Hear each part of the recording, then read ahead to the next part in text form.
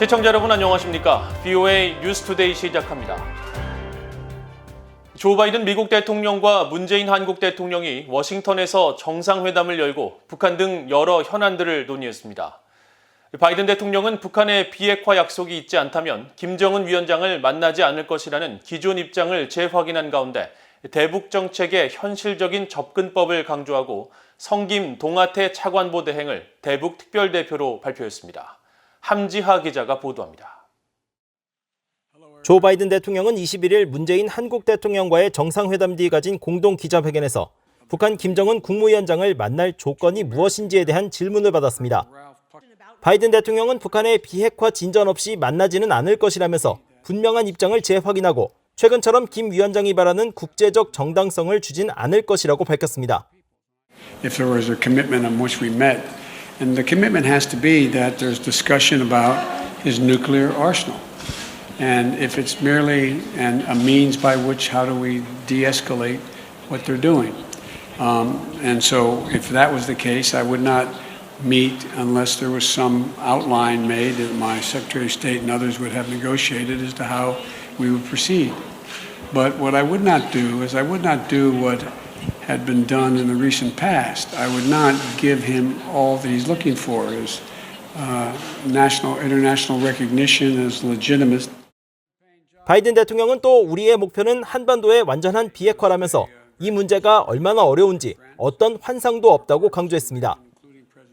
바이든 대통령은 앞선 모두 발언에서는 북한의 현 상황에 대해 미국과 한국 모두 깊이 우려하고 있다면서 북한과의 외교에 문이 열려 있고 실용적인 접근법을 취할 용의가 있다고 밝혔습니다.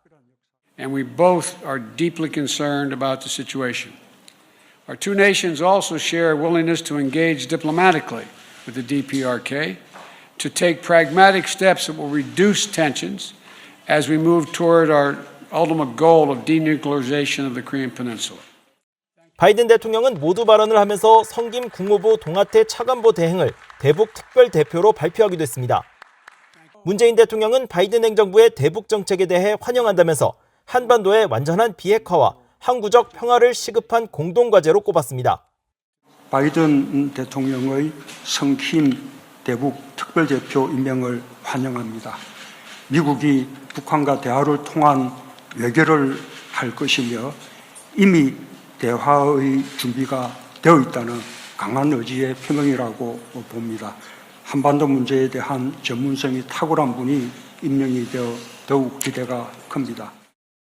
앞서 이날 두 정상은 백악관에서 단독 회담과 소인수 회담, 확대 회담을 진행했습니다.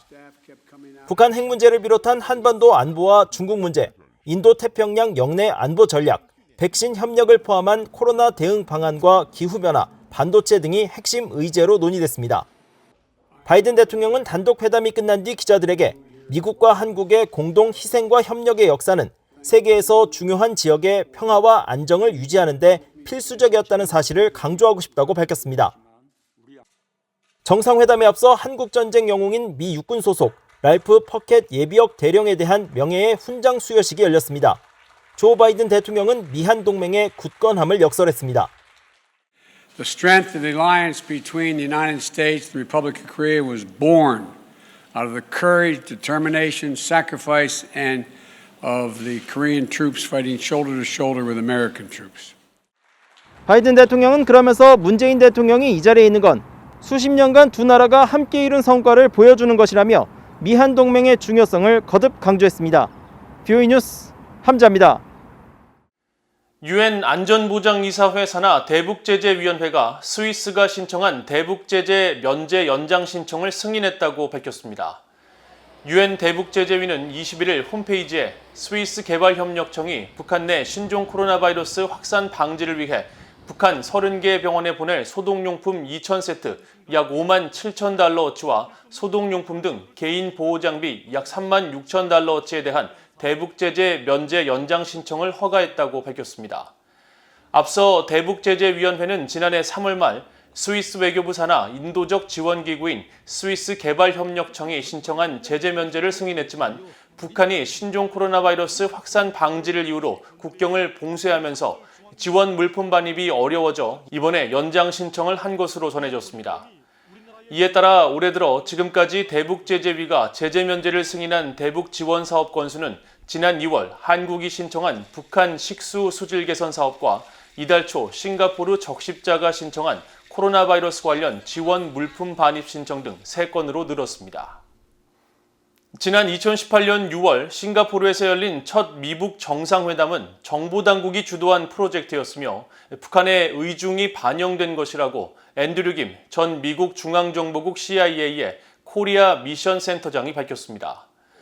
미북 정상회담 추진 당시 마이크 폼페오 전 국무장관과 북한을 방문했던 김 전 센터장은 20일 하버드대 벨퍼 센터가 개최한 화상 세미나에 참석해 이같이 밝히면서 북한은 매우 조용히 조심스럽게 미국에 접근하고 싶어 했으며 그런 류의 접촉은 북한에서는 보안기관들이 담당하고 북한은 미국 정보 당국 간 소통 채널을 활용했다고 말했습니다.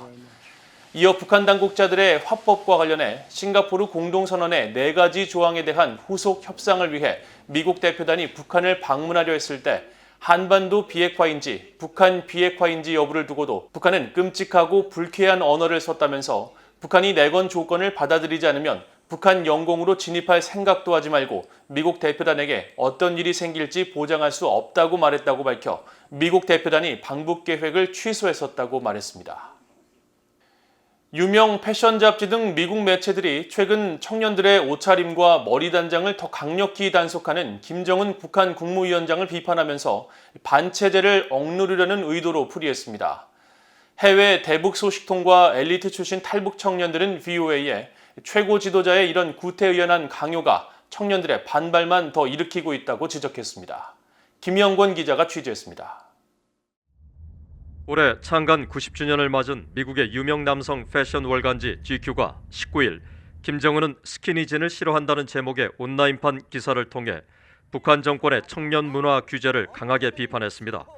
이 잡지는 글로벌 왕따이자 삼류 패션 영향력자인 김정은이 이번엔 법의 힘을 빌어 트렌드를 만들고 있다면서 반동사상 문화 배격법 등을 통해 청년들의 스키니진 등 옷차림과 액세서리, 머리 단장까지 규제하는 건 유치해 보인다고 지적했습니다.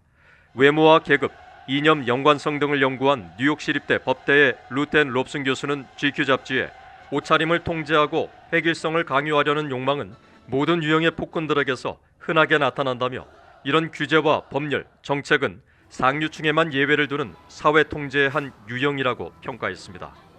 미국 폭스뉴스의 토크쇼 프로그램인 거필드 쇼도 21일 방송에서 스키니진을 북한에서 입으면 노동수용소로 끌려갈 수 있다며 북한 정권의 청년 문화 규제를 풍자적으로 비판했습니다. 이 토크쇼의 진행자인 그레그 거필드는 백성이 굶주리는 국가에서 몸매가 날씬한 사람들이 몸에 밀착해 입는 스키니진을 금지하는 게 역설적이라며 이는 자본주의 생활 방식의 침투와 청년들이 북한의 체제 전복을 주도할 수 있다는 데 대한 김정은의 두려움을 방증한다고 지적했습니다. 북한 청년들 사이에서 몸매 바지, 장년층에서 땡빼 바지로 불리는 스키니진은 지구촌 주민들이 편하게 즐겨 입는 옷이지만 북한은 자본주의의 산물로 금지하는 의상 중 하나입니다. 북한 당국은 21일 노동신문을 통해 일부 사회주의 나라에서 과거 개인주의, 부르주아 도덕에 오염된 청년들이 공산당을 와해시키고 사회주의 제도를 무너뜨리는 데 앞장섰다며 청년 세대가 타락하면 그런 나라에 앞날이 없다고 주장했습니다. 하지만 북한 청년 세대로 제3국에서 활동하는 한 소식통은 21일 VOA에 국가가 청년들에게 제대로 해주는 게 없으면서 하지 말라는 요구는 더 늘고 있다며 김정은의 사상교양 사업 강화에 대해 청년들의 내적 반발심이 크다고 말했습니다. 북한에서 대학 졸업 후 청년사학과로 활동하다 2019년 탈북해 한국에 정착한 장혁 씨도 수많은 청년들이 지도자에 대한 희망이 없다고 말했습니다. 저뿐만 아니라 많은 사람들이 뭔가 새로운 리더가 뭔가 조금 바뀌기를 원했거든요. 근데 그럼에도 불구하고 10년을 지켜보는데 그대로인 거예요. 김정은은 그 안에서 탈출구를 못 찾고 있어요. 그렇다고 하는 일이 뭔가 미래지향적이지도 않아요. 자꾸 허튼 거 보여주기식 뭐 이런 걸 하는 거예요. 물놀이장을 짓고 스키장을 짓고 뭐 승마구락부를 짓고 우리 사람들이 북한 사람들이 승마를 하려는 게 아니잖아요 지금. 그런데 그런 행동을 하는 걸 보고 뭔가 비전이 없구나. 장 씨는 한국에서 자기 개성을 살리며 자유롭게 도전하는 청년들을 볼 때면 북한의 현 상황과 비교돼 마음이 착잡하다며 김 위원장이 지금이라도 용단을 내려 사상 교양이 아닌 주민을 위한 경제 개혁에 매진하길 바란다고 말했습니다. BA 뉴스 김영권입니다. 세계보건기구 WHO가 21일 공개한 세계보건통계에 따르면 지난 2019년을 기준으로 북한 주민의 평균 기대 수명은 72.6세로 한국의 83.3세와 미국의 78.5세와 비교해 각각 11년과 6년 정도 짧은 것으로 나타났습니다. 또 북한 주민의 건강 수명은 평균 65세로 한국의 73.1세, 미국의 66.1세보다 낮았습니다. 이어 북한 내 결핵 발병률은 인구 10만 명당 513명으로 한국의 59명보다는 10배 많았고 3명인 미국보다는 17배나 높았습니다. 30세에서 70세 사이 심혈관 질환이나 만성호흡기 질환, 암과 당뇨에 따른 사망률은 전체 사망률 가운데 23.9%로 한국의 7.3%, 미국의 13.6%와 비교해 각각 3배와 2배 정도 높았습니다. 지난 2005년부터 지속가능한 개발 목표 달성 과정을 파악하기 위해 매년 회원국 196개 나라에 대한 기대 수명과 질병, 질환에 따른 사망률과 보건 상황 통계를 발표하고 있는 WHO는 신종 코로나 바이러스 사태가 지속가능한 개발 목표 달성에 장애물로 작용했다고 평가했습니다. 이상으로 BOA 뉴스투데이를 모두 마칩니다. 시청해주신 여러분 고맙습니다.